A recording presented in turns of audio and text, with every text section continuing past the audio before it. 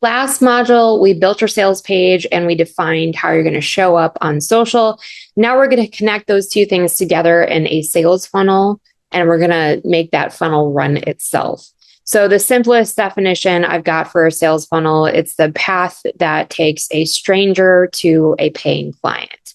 Okay, so a social post is going to lead your potential client to an opt-in page, and that opt-in leads to a nurture sequence that's typically a sequence of emails, and that nurture sequence leads to your offer. Okay. You're going to map your offer in this module, and you can use any tool you want to use. I'm using a tool called Miro. It is free to create 3 boards in Miro. It's a great tool for diagramming and architecting ideas and concepts, and also for group projects. So if you have a small team and you want to collaborate on ideas, it's a great tool for that. But you could also just sketch this out in a notebook. Okay. It doesn't have to be complicated. I'm going to walk you through my own sales funnel that I have for this quarter. I've been playing around with different funnels every quarter, trying to see what works. I'm just going to show you a piece of it. Okay. So, because yours doesn't have to be as complicated. So obviously we start with our social media posts. So I'm focusing on LinkedIn and on Insta. Those posts will focus on my fitness clients. Okay. So the fitness realm is kind of at the bottom here. For the fitness related social posts, those are going to drive people to my fitness webinars, my live workouts, my live virtual workouts. And then I also have a women's wellness book club. So we read about women's health and women's fitness. Okay.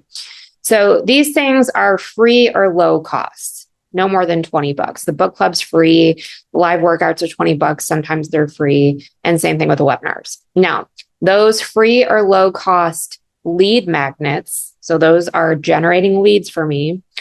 They are capturing people's email addresses. So each one of those landing pages, simple landing pages, has a place for people to enter their email address when they sign up.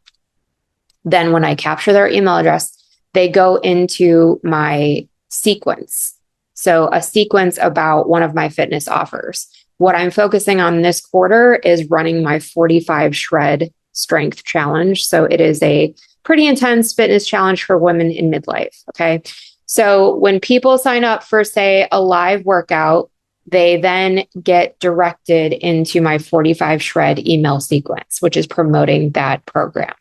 Okay, that email sequence then directs them to my 45 shred sales page.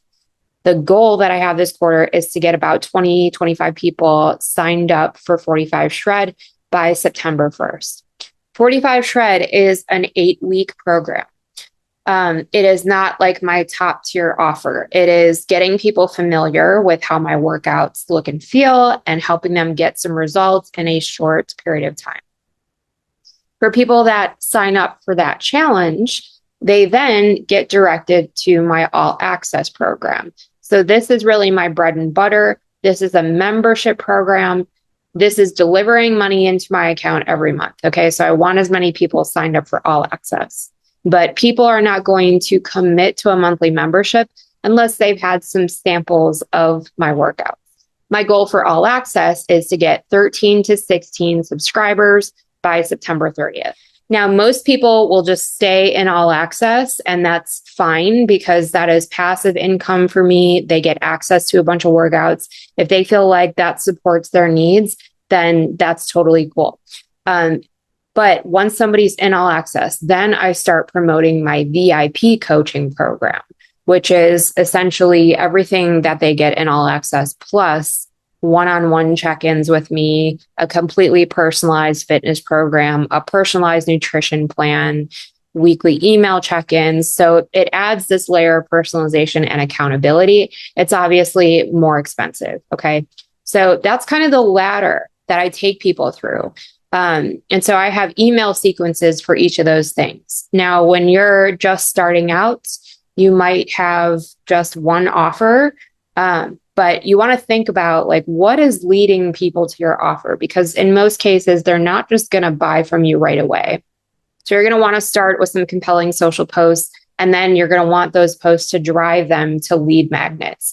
The old way of creating lead magnets used to be just a PDF with, like I have a PDF with meal prep recipes, and I will collect email addresses. Anybody who wants that PDF has to enter their email address.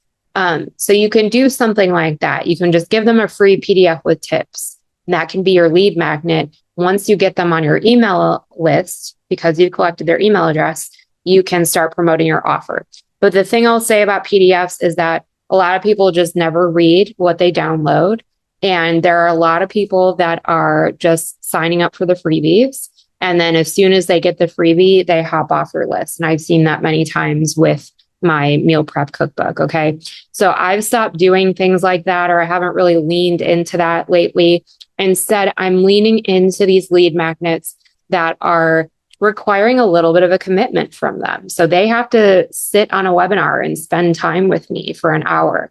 They have to do a 45-minute workout. They have to participate in a discussion in a book club. Like, I need to know that they're a little bit serious about potentially becoming a client. So start thinking about what you want your sales funnel to look like. You can just sketch it out on a notebook, or you can use this tool, and let me know if you have any questions.